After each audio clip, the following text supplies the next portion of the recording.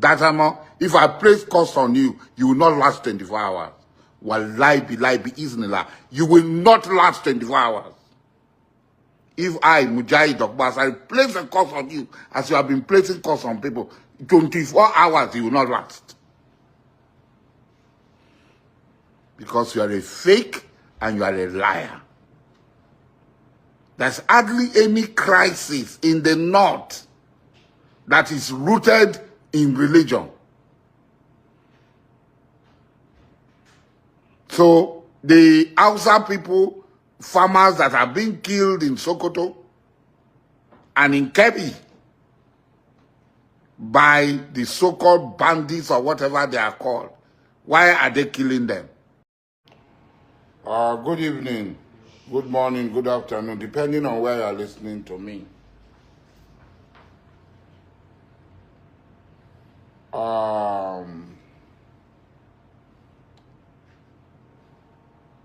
The pronouncement of mad Donald Trump,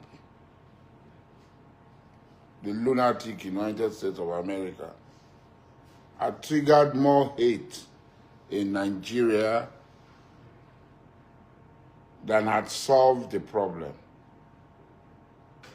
I listen to many people. Sometimes I get angry because when people are deliberately lying, deliberately, they're lying.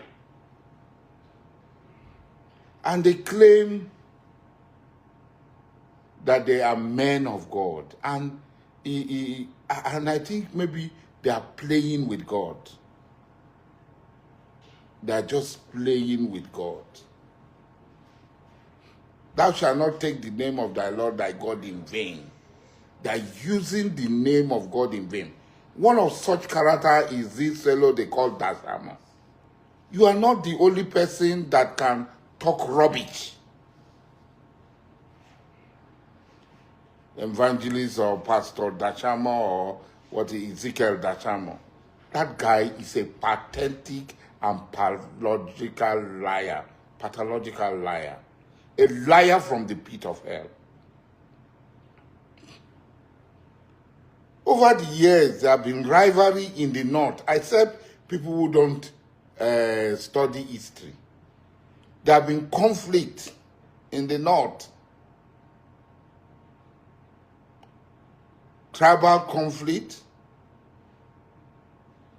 conflict along tribal lines, and this had metamorphosed into religious conflict.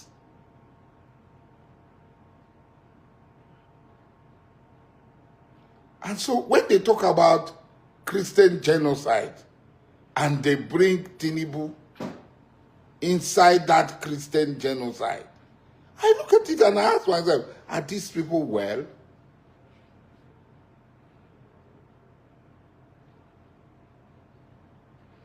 I am not Tinubu's lawyer. I am not Tinubu's advocate. But when you look at Tinubu now, do you think Tinubu will have anything to do with religious crisis?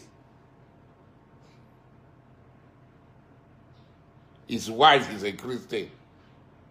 His son, Sheyi, that is everywhere, is not a Muslim, which everybody knows. Tinubu himself knows. Sheyi is not a Muslim. His wife is not a Muslim. His daughter, Mrs. Ojo, even though she's a Muslim, she's married to a Christian. Why can't we tell ourselves just the raw truth? And people are afraid to talk. I saw that stupid, idiotic Igbo man who had been talking on channel. They bring him to shoot out hate, raw hate. He's not talking about the killings going on in Igbo land. Many Igbo towns and villages have been reduced to rubble. Desolate, they cannot go home. That is the truth of the matter. These liars are everywhere on television station talking rubbish.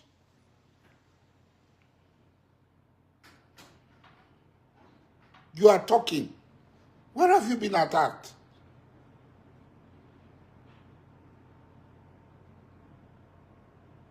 We know it. We have first-hand information about what is happening. And the government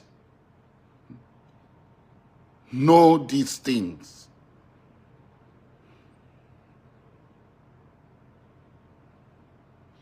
The government know these things. So if Birom and Hausa people are fighting, Birom and Hausa people are fighting in the north. If Birom and Hausa people are fighting in the north, how does that translate? How does that translate to Christian Muslim genocide? Do we not know how the Gom Jos was appointed? We don't know how the Gom Jos was appointed. Was he appointed because Birom hold Jos? What of the Jarawas, who are almost majority Muslims? Is it not Sadwana Sokoto, a Sokoto man, a Fulani, a Muslim, that appointed his private secretary as the first Gom Jos?